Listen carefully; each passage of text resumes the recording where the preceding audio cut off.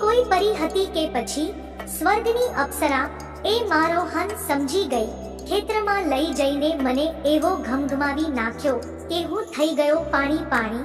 રાત્રિનો અંધકાર હતો. સુનસાન રોડ ઉપર હું મસ્ત જૂના ગીતો સાંભળતો. હું કારમાં મારી મંજિલ તરફ આગળ વધી રહ્યો હતો. ગીતના શબ્દો કાર ચલાવતી વખતે મારા અંદાજને વધુને વધુ રોમાંટિક બનાવી રહ્યા હતા. મારો પરિચય આપી દઉં. મારું નામ છે ઇમરાન. સાંભળીને જ તમને કદાચ મારો સ્વભાવ રંગીન લાગશે, પણ ના, એવું નથી. આપણું તો બસ ફિક્સ જ કામ, રોજ ફેક્ટરીથી ઘર અને ઘરથી ફેક્ટરી. પર હા, ક્યારેક બે પેગ લગાવીને વાત અલગ છે. ગુજરાતીઓને આવું બધું ચાલતું હોય છે. પણ હા, બીજી કોઈ બાબતમાં કોઈ આપણું નામ ન લઈ જાય. આવી જ રીતે એક સાંજે હું મારા શહેરની 45 કિલોમીટર દૂર મારી ફેક્ટરીથી પરત આવી રહ્યો હતો અને ચોમાસામાં વરસાદના લીધે હું રોમેન્ટિક થઈ ગયો હતો. પહેલા કહ્યું તેમ એકાદ પેગ લાગી જાય તો વાતાવરણ રંગીન બની જાય. પણ તે દિવસે મારી સાથે શું થવાનું છે તેની મને કલ્પના પણ નહોતી, કેમ કે મારા જેવો ઘર પરિવાર વાળો માણસ ક્યારેક નોર્મલ રહેવાનું નાટક કરતો હોય છે. પણ આજે એ બધા ભ્રમ તૂટી જવાના હતા, કેમ કે ન જાણે વાતાવરણ જ કંઈક એવું હતું.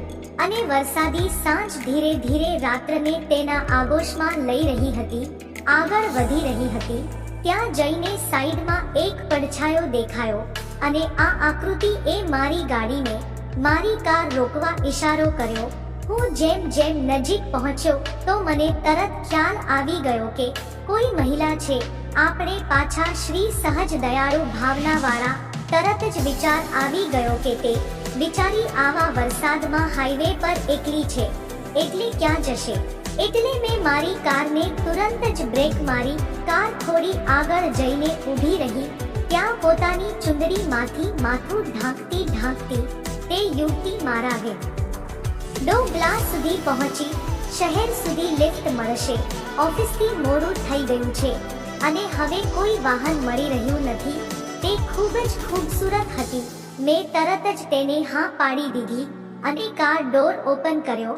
તે મારી બાજુની ફ્રન્ટ સીટ પર જ ગોઠવાઈ ગઈ અને મેં તેને સારું લગાડવા માટે તેની પરમિશન લીધી અને કહ્યું કે સારું, તો આપણે નીકળીએ.